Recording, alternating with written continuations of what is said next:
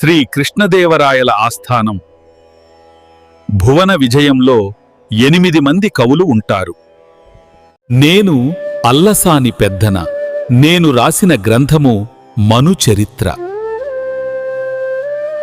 నేను నందితిమ్మన. నేను రాసిన గ్రంథం పారిజాత పహరణము. నేను ధూర్జటిని. నేను రాసిన గ్రంథం శ్రీకాళహస్తి మహత్యం. నేను పింగళి సూరన్న. నేను రాసిన గ్రంథం కళాపూర్ణోదయం. నేను తెనాలి రామకృష్ణుడు. నేను రాసిన గ్రంథం పాండురంగ మహత్యం. నేను మాదయ్యగారి మల్లన్న. నేను రాసిన గ్రంథం రాజశేఖర్ చరిత్ర. నేను అయ్యలరాజు రామభద్రుడు.